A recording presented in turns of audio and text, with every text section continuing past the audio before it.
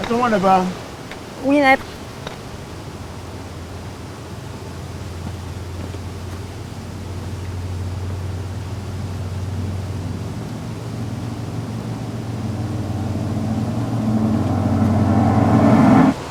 J'ai fait ça pour son bien. Qui aime bien, châtie bien. Exactement. Il est trop dans le mental, ce garçon. Il veut toujours comprendre les choses. Le diable est dans les détails. Raison de plus pour ne pas le chercher. La profondité est un spectre qui vit dans les cavités un petit peu chic. Avec ses 12 ventouses, le ténébris Bilbeza vous vide lentement de toute envie de comprendre le sens des mots. J'ai terriblement peur pour mon maître. L'oraison du Caire ignore la raison des corps.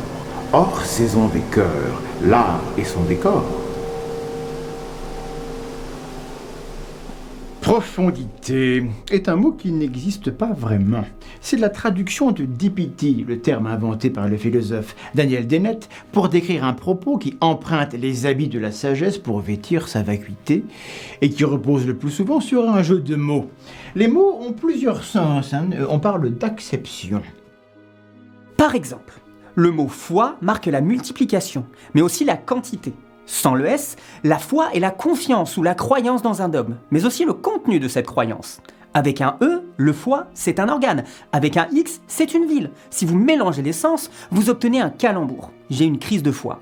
Mais, pour avoir une profondité, il faut y ajouter la prétention de révéler une vérité édifiante. Tout arrive pour une raison. C'est vrai ça. Le principe de causalité est formel. Les phénomènes ont des causes. Mais justement, le mot raison n'est pas seulement synonyme de cause. C'est un mot qui peut aussi impliquer une intention, un projet ou encore une justification. Et la contamination des différentes acceptions entre elles gauchit la phrase. Elle semble lui faire dire que les causes sont motivées, justifiées, que les événements, d'une certaine manière, ont raison de se produire. Mais cela aura tendance à nous rendre fatalistes, résignés à accepter le monde tel qu'il est. Les profondités ont ce genre de pouvoir.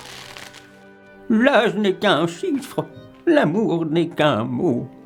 Ces phrases sont typiques des propos mielleux que l'on croise en développement personnel. Ce sont des profondités par excellence, car elles offrent deux niveaux de lecture. Littéralement, elles sont vraies, banales et sans intérêt. Oui, amour c'est un mot, super.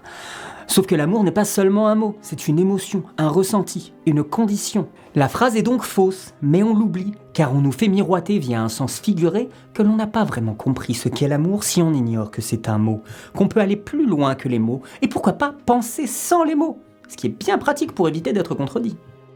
La mort, c'est la vie, nous dit André Comte-Sponville pour se plaindre que ses contemporains ont trop peur du Covid. Là encore, c'est la même astuce. Nous perdons des proches, nous assistons à la disparition de gens autour de nous. En ce sens, la mort fait partie de la vie.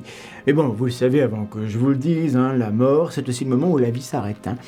De sorte que quand vous êtes mort, vous ne le savez pas, et que la mort ne peut absolument pas être dans la vie, faire partie de la vie. Accoler mort et vie dans une telle phrase, c'est une belle formule, c'est la marque d'un talent littéraire certain, mais ça n'est pas un bon argument. Et puis il y a la pure élucubration, l'énoncé qui ne fait illusion qu'en vertu des qualités supposées de celui qui parle.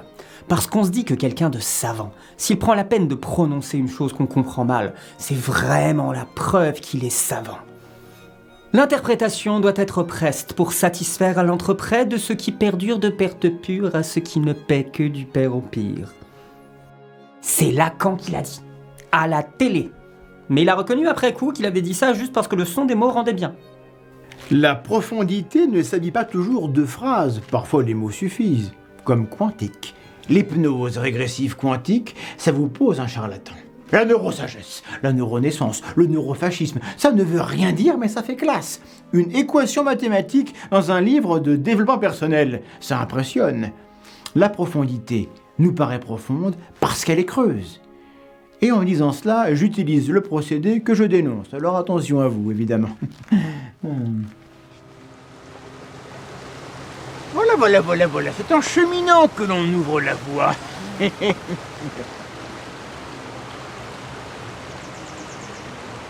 Non, mais ça veut dire quoi?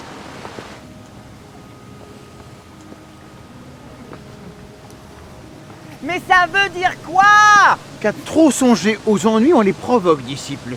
Est-ce que tu veux provoquer des ennuis? Ah bah non, maître, hein, les ennuis c'est embêtant. Je ne te le fais pas dire. Excellente discussion, en avant.